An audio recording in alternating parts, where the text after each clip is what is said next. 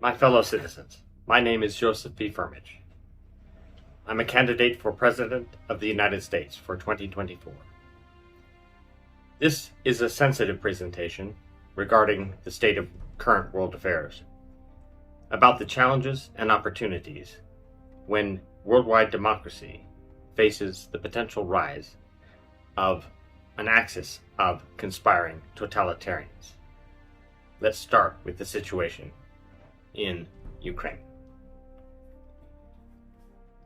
Any adequate contextualization of what's happening in that nation and involving NATO and Russia, the United States, and the whole world involves stepping back to World War II to properly set context for what's actually going on. The Second World War began in September of 1939 when Hitler and Stalin invaded Poland. The Soviet Union took most of Western Ukraine. Nazi Germany, with its allies, invaded the Soviet Union through that region 2 years later in 1941. Ukrainians fought on both sides, therefore, of the Second World War. By far the majority of ethnic Ukrainians, about 4.5 million, fought in the Red Army with the Russians for USSR against the Germans. Others joined the communist partisans, who included prominent commanders within the armies. Official data says that at least 8 million Ukrainians lost their lives, 5.5 to 6 million civilians, and more than 2.5 million natives of Ukraine were killed at the front. The data varies between 8 to 14 million people killed. However, only 6 million or so have been identified. Now, in December of 1991, many decades later, Ukraine gained full independence from the Soviet Union after the collapse of the USSR. The country changed its official name to Ukraine, and it helped to found the Commonwealth of Independent States, CIS, an association of countries that were formerly republics of the Soviet Union. In the 3 decades since the country became independent, the value of its natural resources and the pipelines that traverse Eurasia, Europe, Asia, for them have skyrocketed in value. Ukraine has extremely rich and complementary mineral resources in high concentrations and in close proximity to each other. The country has abundant reserves of coal, iron ore, natural gas, manganese, salt, oil, graphite, sulfur, titanium, nickel, magnesium, timber, and mercury. And Ukraine's 3 operating uranium mines produced very significant quantities of uranium for each year of the past decade. All of Ukraine's uranium production is fabricated into nuclear fuel by TVEL of Russia and used in Ukraine's nuclear reactors. That is significant for the current utility of nuclear-powered grids on and in the future off Earth. Resulting from these facts, and from this particular analyst's educated perspective, I believe that President Putin's vision for Russia is to use every means necessary, short of nuclear exchange, but not short of acts of war, to actually reincorporate every CIS geographically strategic territory or nation necessary to command integrated and uninterruptible access to world trade, especially if those regions contain extremely valuable resources, and even more so if such can be employed by Russia to allow or constrict the flow of people and resources through key geographic and economic corridors around the world. To create a new USSR and split the future world here and potentially worlds above between itself and China, marginalizing the United States.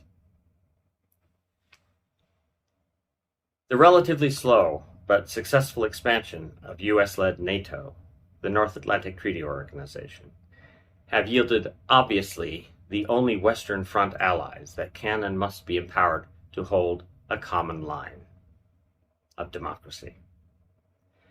The very recent moves by the US and NATO in response to the invasion by Russia of Ukraine have been powerful indeed. Russia's eastern and southern fronts are comprised of China, Syria, Iran, and a few others, whose strategic zones are far more amenable to Russian permeability to remain viable, that is, for Russia to remain viable as a global power in a global economic environment.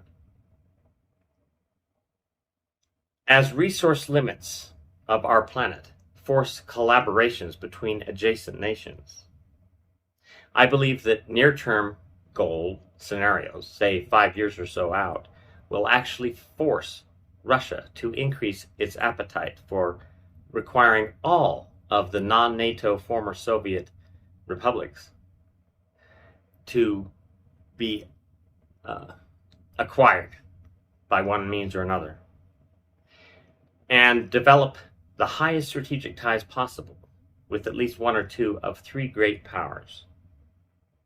Russia will have to deal with China, with India, and or the United States, among others, of course. The US appears irreconcilably at war with Russia and China, doesn't it? Or does it? We have seen explicit evidence emerge in recent months and weeks of a strategic background of planning by China, Russia, and dependent states to challenge US global leadership. Net-net, President Putin, the individual, not Russia per se, wants peer status with the United States, or better, most of all, on Earth and beyond, and will use all unblocked means to do so. China is its most available strategic ally, despite some very large divergences of their current interests. President Xi Jinping is in fact a vastly more dangerous leader in my personal opinion, as he is genuinely a dictator by his nature, deriving power from inherited domestic benefit of a dramatic rise in productivity by duplication and advancement of largely Western and US science and technology. But China's centuries of internal civil wars devastated its populations through conquests and wars, and have been overcome by a productivity explosion in the past 2 decades that has given a righteous belief in the benefits of his autocracy. And we must understand that cultural perspective. Every great power's shared concerns are these: limited resources on Earth, and commanding those of the new frontier, space. Their common weapons: the claim that democracies cannot scale swiftly or act decisively by virtue of democracy's dependence upon legislative consensus. Thus, in hindsight, it is not surprising that they are acting upon that claim at a time when the world's leading democracy, the United States, appears disabled by internal political war. Thus, their common tactic of undercutting the stability of US economic and political infrastructure at a time of American discord within itself, especially when they both have played substantial roles in causing domestic political unrest in America. China's and Russia's use of all other means of undeclared war still comprise acts of war, including increasingly multi-layered cyber warfare, ransomware, political sabotage, and sharply rising space-based weaponry attacks, only some of which are known to the public yet. These tactics should be taken seriously as acts of war, at least to internally honest assessments. Specific ways to respond will be discussed in my next strategy brief concerning U.S. diplomatic and military priorities from my perspective. But their common mission is this: to acquire territory and resources by any means necessary. God and human rights, literally, be damned.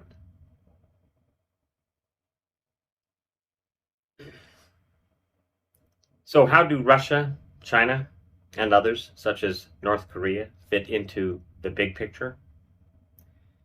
It is my assessment that China and Russia are now in de facto collaboration based upon the common denominator of aggressive nationalism, emerging from decades of internal chaos.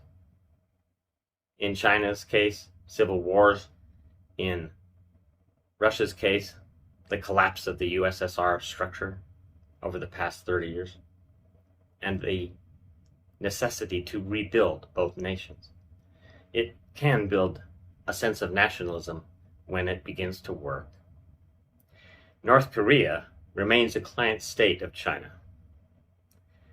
and can serve their shared interests at this time only to present a threatening distraction for our naval military posture in the Pacific.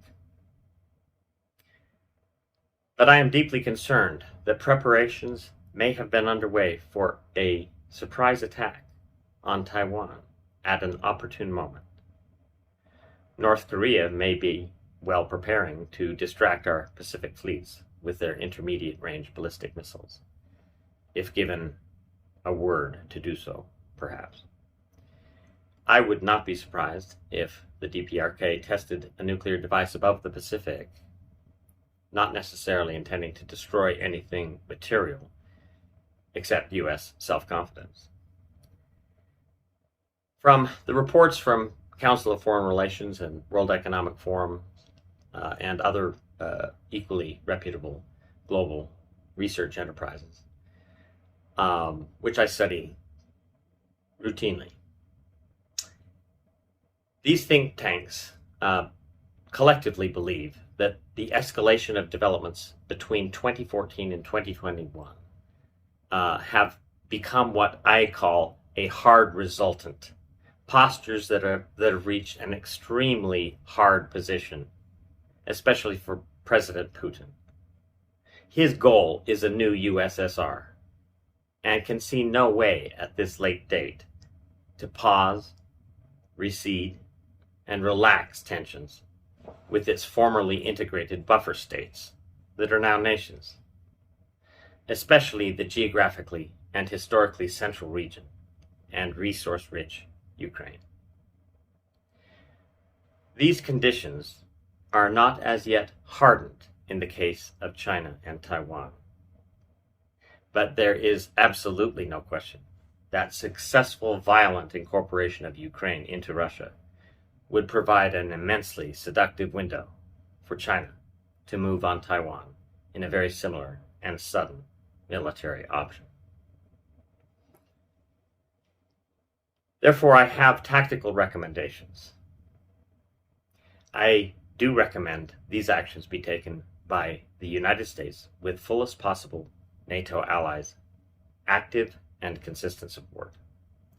First, require the suspension by Russia of additional military ground activity immediately. Second, propose a sequence of withdrawal of forces in concert with line item terms that can include non-aggression pacts with NATO. When fully withdrawn to agreed upon borders, reacceptance of Russia into the G8 to reinvigorate a multilateral tourism industry between our nations, and ultimately step function increases in joint missions for climate restoration and space missions, perhaps even to colonize Mars. We can offer to negotiate a definitive schedule of these accommodations by the US-led NATO alliance within a defined period of time. And perhaps we could agree to offer Russia admittance to NATO at any time any other former USSR republic is offered admittance to NATO. We could offer it to Russia. We can genuinely offer to welcome Russia back into the democratic world that will inevitably be the future of all nations and the United Nations itself. We can give President Putin the opportunity to legitimately claim victory that his hard and disciplined posture has yielded a multilateral agreement that formally brings World War II to an end. Much of it started in Ukraine and Poland, my fellow citizens. That's where it should end too. We can allow President Putin to have a victory schedule that Russia has by expressing its great nation status, obtaining major accommodations from the West, including the strengthening of the G8 as an entity because Russia joins it again. And we can help them with their biggest goal, wealth and honor as a peer democracy in the eyes of the world. With this, we can end World War II and the Cold War. That would be a magnificent joint statement for this year ahead.